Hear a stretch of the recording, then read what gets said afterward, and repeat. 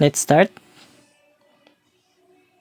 First, ang una natin gagawin is go to Windows button and search CMD. Then run as administrator.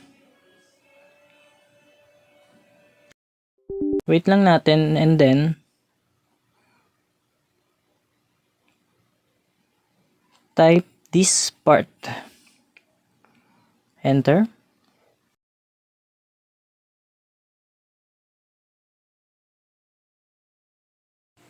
And then after, type list this. Then select this one. This one is ito yung gagawin nating bootable flash drive. Make sure na ang gagamitin nating flash drive is up to 16 GB or 16 gig. Select this one. Ito yung gagawin nating bootable flash drive. And then enter. Next is type clean. Enter. And then type create partition primary. Create partition primary.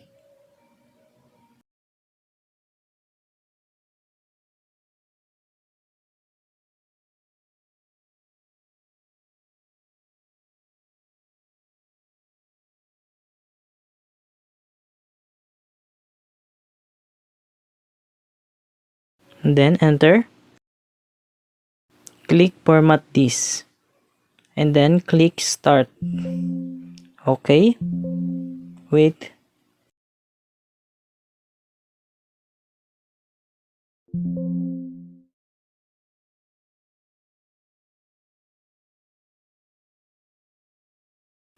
And then format complete.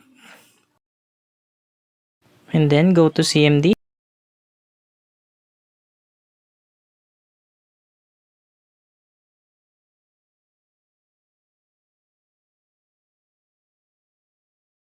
And then type select partition 1.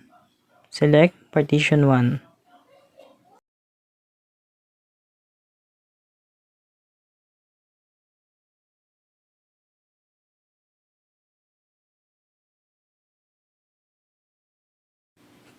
Type active.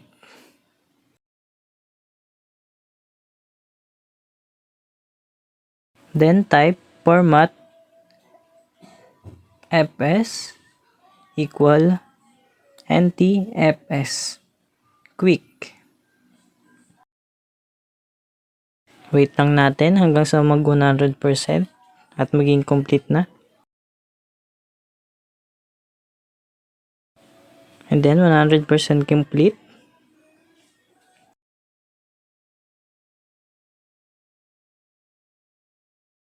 Type assign. Assign.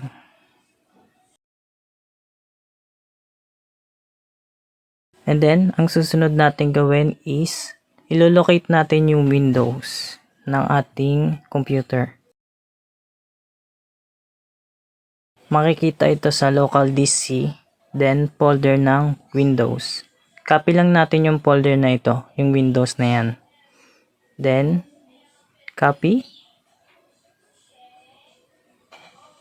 Yan, copy. Next is, lagay natin to sa bootable flash drive na ginawa natin. Continue. Then, wait lang natin na makopy yung Windows.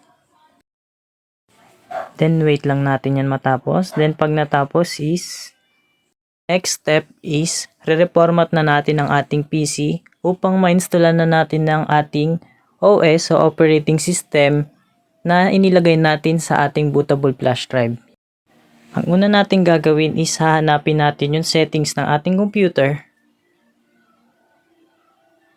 Then, hanapin natin yung Windows Update.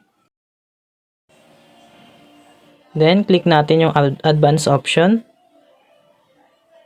Hanapin natin yung Recovery. Then, yung Reset PC. remove everything para masimot natin lahat ng files at wala na matira kahit yung OS ng ating lumang device. Ganyan.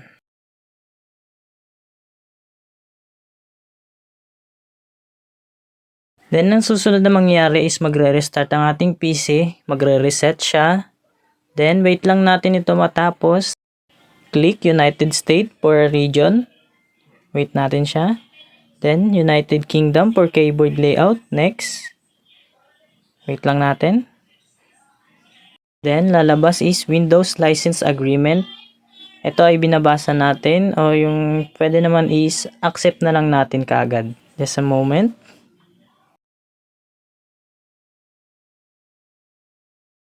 Next is add account. After nyan is maglalagay tayo ng name. Ang nilagay ko is user. Then, I click next. This one is password. Huwag kakalimutan. Confirm password. Then, click accept. Then, click skip. After natin gawin lahat ng ito na ang ating lalabas. Hi, we're getting everything ready for you. Then, wait lang natin siya mag-loading. This might take several minutes. Then, after nyan, congrats! Nakapag-install na tayo ng ating Windows. Maraming salamat sa panonood at ito ang aming final project sa iTech 55.